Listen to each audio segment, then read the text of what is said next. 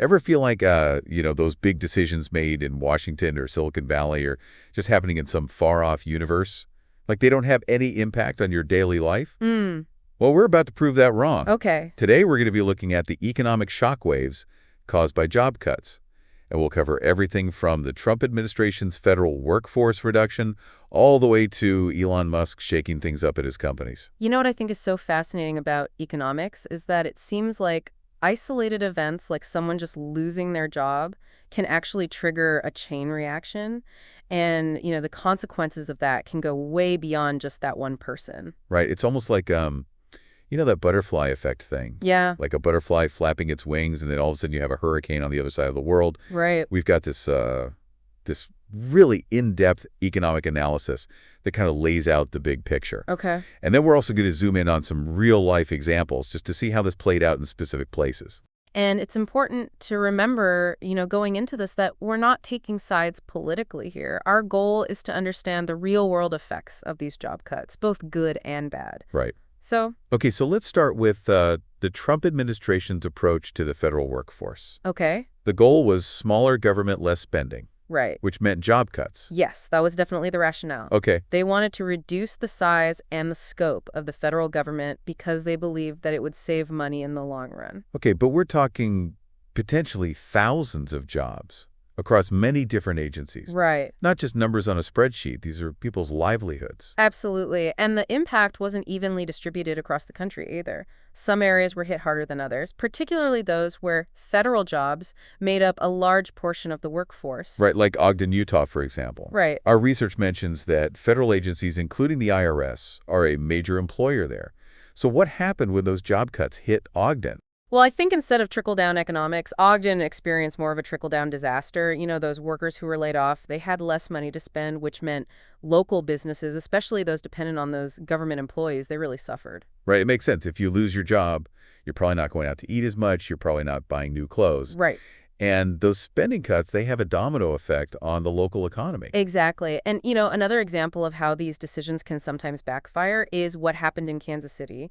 So the Trump administration, they decided to relocate the USDA's Economic Research Service and the National Institute of Food Agriculture from Washington, D.C. to Kansas City. And on paper, this move was supposed to save money and bring jobs to the Midwest. Okay, so that sounds like a pretty disruptive move. Did all the employees just pack up and move to Kansas City? Not exactly. A lot of employees, particularly those with very specialized expertise, chose to leave their positions rather than uproot their lives and move. So the relocation actually ended up causing kind of a brain drain in D.C. and disrupting a lot of ongoing research. And I think it ultimately harmed the quality of agricultural research in the United States. Wow, so you have job losses in D.C. and a loss of expertise in Kansas City. It really shows just how complicated these situations can be Yeah. and how decisions can have these unintended consequences. It really highlights the interconnectedness of these government agencies and, the potential risks when you start disrupting these systems. Right, and it raises a question, what happens to things like national security Right? and essential public services when you shrink the federal workforce? That's a really critical issue that I think we need to consider. Right, And we'll definitely circle back to it. But I think for now, let's shift gears a little bit okay. and talk about the Tax Cuts and Jobs Act of 2017. This was a really landmark piece of legislation, and it was aimed at, trying to jumpstart the economy. Right, it was a major part of the Trump administration's economic policy. They slashed corporate tax rates from 35% all the way down to 21%. Right. Hoping to boost investment and create jobs. But our research suggests there might be a ticking time bomb hidden within these cuts. Yeah, that's right. Some key provisions of the act are actually set to expire. So if Congress doesn't step in and renew those, we're looking at a potential loss of millions of jobs. Right. The Tax Foundation estimated that up to 6 million jobs could be lost if these tax cuts disappear. 6 million jobs. That's a huge number. So do you think Congress will act to prevent this, or are we headed for another major economic downturn? It's hard to say for sure. There's a lot of debate about the long-term effects of the Tax Cuts and Jobs Act. Some argue that the cuts fueled economic growth, while others say that they primarily benefited wealthy corporations and didn't trickle down to the average worker. So it sounds like we'll have to keep an eye on this as things develop. Yeah, absolutely. The potential expiration of these tax cuts could have a significant impact on businesses, workers, and just the overall economy. It's something we'll need to pay attention to. Okay, so let's talk about another hot button issue during the Trump administration. Okay. Tariffs. Right. The idea was to protect American industries from foreign competition and bring those manufacturing jobs back to the U.S. Yeah, tariffs are essentially taxes on imported goods. And the goal is to make those goods more expensive, which in theory makes American-made products more competitive. But didn't those tariffs also end up hurting American businesses and consumers? Because if the cost of imported goods goes up, that cost is often passed on to the consumer. Yeah, that's definitely one of the unintended consequences of tariffs. While they might protect certain domestic industries, they also increase costs for businesses that rely on imported components or materials. And you're right, those higher costs, they often end up being paid by consumers on the form of higher prices. It seems like this tariff war was a gamble that didn't quite pay off. Yeah, well, the impact of tariffs is complex. Yeah. To fully understand the effects, you'd need to analyze specific industries, look at trade data to see who actually benefited and who was hurt by these policies. For example, the steel industry, they might have seen a boost from tariffs on imported steel, Okay. but then manufacturers that use steel in their products, they probably face higher costs. It sounds like a tangled web. It really is. And to make matters even more complicated, other countries retaliate with their own tariffs on American goods, which ends up hurting U.S. export industries. Right, so it's not as simple as just putting tariffs on goods from one country and expecting everything to work out perfectly. Exactly. Trade is a complex system with lots of interconnected parts. It's almost like that game of Jenga. You pull out one piece and the whole thing could come crashing down. Right. Okay, so we've talked about government policies. Let's move to the private sector. Okay. And talk about Elon Musk and his companies. All right. He's known for his bold vision and his relentless pursuit of innovation. But his companies have also seen their fair share of layoffs. That's right. Tesla, SpaceX, and Neuralink have all gone through periods of really significant layoffs. So what's the reasoning behind these layoffs? Is it just about cutting costs, or is there more of a strategic motivation? Musk has often explained these layoffs as a necessary step to drive innovation and maintain efficiency.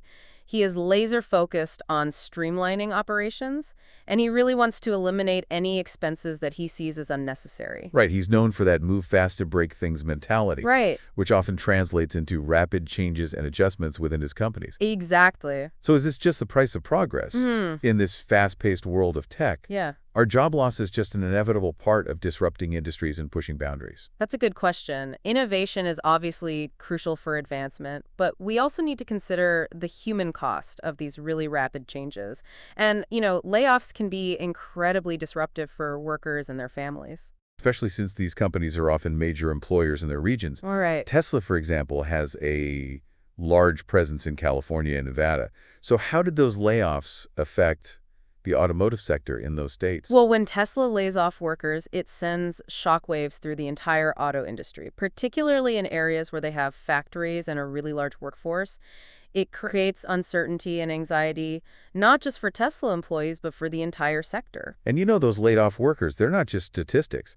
They're real people with families. Yeah. Bills to pay lives that are suddenly turned upside down. Exactly. The impact extends way beyond just the company itself. Yeah. It ripples out into local economies, communities, Right. and the lives of real people. So whether it's a government agency or a private company, Right. these decisions about jobs and the economy have real consequences Yeah. for everyday people. It's all connected. It really is, and I think it brings up this important question about the role of government and business leaders in creating a stable and prosperous economy for everyone. Right, we've covered a lot of ground here, but I think it's important to kind of take a step back and look at the big picture. How do all these job cuts in both government and the private sector affect the overall health of the U.S. economy? That's something we'll discuss in our next segment. Welcome back. So as we promised, we're going to zoom out a little bit and look at the bigger economic picture. Right, because it's easy to get caught up in those individual stories, the human impact Right. of job losses. But all of those stories, they add up to something much bigger. Absolutely. They do both government and private sector job cuts, like the ones we've been talking about. They have a huge influence on key economic indicators like GDP growth and unemployment rates and overall economic stability. So if a company like Tesla or a government agency announces, a wave of layoffs, what are some of the warning signs that we should be looking for in the broader economy? Well, one of the first things you want to watch is consumer confidence. Okay. When people feel secure in their jobs and they feel optimistic about the future, they tend to spend more money. And that spending fuels economic growth. But then when job security takes a hit, people get nervous, they start cutting back on spending, which can slow down the economy. Yeah, it's like that ripple effect we Exactly. talked about. One thing leads to another, and then the whole system's out of whack, Exactly. And it's not just in individual consumers either. right? Investor confidence plays a big role too. When investors see instability or uncertainty in the market, they get hesitant to invest, and that can further dampen economic growth. So it's all interconnected. One decision, one event can send these shockwaves through the whole system. Exactly. And, the ripple effects of job cuts can be especially bad in certain regions or industries. Think back to our example of Ogden, Utah, Right. and Kansas City. Those communities were hit much harder than others by the federal job cuts because so many people there relied on those government jobs. Yeah, it reminds us that economic trends, they're not just abstract concepts. They have real consequences for real people. Absolutely. And it's not just about location. The type of industry matters too. For example, when Tesla cuts jobs in the automotive sector, it doesn't just affect their employees. Right. It can trigger a chain reaction throughout their entire supply chain, impacting all those companies that provide them with parts and materials and services. So even if you don't work directly for Tesla, your job could still be at risk. Yeah, exactly. And we see similar patterns in other industries too. When a major company in any sector downsizes, it can have a cascading effect on all the businesses that rely on that company. It's a complex web for sure, but I think the main takeaway here is that we're all connected We are. in this economic ecosystem. What happens in one part of the system can have these repercussions that spread throughout the entire network. I agree, and I think that leads to kind of a crucial point. Okay? The long-term impacts of these job cuts. So far, we've been talking about the immediate consequences, the short-term ripples. Right. But what about the long game? What lasting effects do these cuts have on the U.S. economy and on us as individuals? You mentioned earlier that shrinking the federal workforce could have implications for national security. I did. Can you expand on that? Sure, when you have fewer people working in those key government agencies, it weakens the government's ability to respond effectively to crisis. Okay. So think about agencies like the Department of Homeland Security or the FBI or the intelligence community. These agencies, they're on the front lines protecting our country from threats both at home and abroad. So if those agencies are understaffed or underfunded because of job cuts, it could make us more vulnerable. Exactly. It could mean slower response times to emergencies. It could mean less capacity to gather and analyze intelligence and a weaker overall defense posture. That's a pretty sobering thought. What about the effects on public services? I mean, we all rely on things like schools, healthcare infrastructure, and so on. How do job cuts affect those areas? Well, when you cut funding and staffing in those public service sectors, it almost always leads to a decline in the quality and the accessibility of those services. Can you give us an example of how this might actually play out in everyday life? Sure, imagine you need to renew your driver's license. If the DMV is understaffed because of budget cuts, you'll probably be waiting in line a lot longer. Okay. Or think about public schools. If there are fewer teachers because of budget constraints, class sizes will increase, and that can have a negative impact on the quality of education kids are getting. Right. Okay. So these cuts, they have real tangible effects on our daily lives, even if we're not the ones losing our jobs. Exactly. And the long-term consequences of that can be significant. Underfunded public services can lead to a decline in the overall quality of life. They can lead to fewer economic opportunities and even social unrest. So it's not just about balancing the budget in the short term. Right. We also need to think about the long term. Absolutely. And that brings us to another crucial point, economic stability. We've talked about, the ripple effects of job cuts and their impact on specific industries and regions. But what about the overall stability of the U.S. economy? How do these job cuts figure into that? It seems like, job losses would lead to less spending, which could slow down the economy. That's right. And if that slowdown lasts long enough, it can lead to a recession. So job cuts aren't just a problem for the people who are laid off. They can drag down the entire economy. Exactly. And it's not just about the number of jobs lost either. Right. The type of job lost matters too. Okay. Losing a high-paying skilled job has a much bigger impact on the economy than losing a low-paying unskilled job. That makes sense. So if we want a healthy economy, we need to be paying attention to what kinds of jobs are being created and lost. Exactly. And that brings us back to the question you asked earlier. What's the right balance between innovation and efficiency and protecting jobs? It's a tough question. We obviously want businesses to innovate and grow. Right. But we also want to make sure that people have good-paying jobs and economic security. How do we find that balance? It's a complex issue without any easy answers. The best approach is going to depend on the specific industry, the overall economic climate, and a bunch of other factors. But I think it's a conversation that we need to be having as a society. We've explored a lot of complex information today, and I think we're all starting to see to how complicated these issues really are. Before we wrap things up, I want to go back to something you mentioned earlier about staying informed.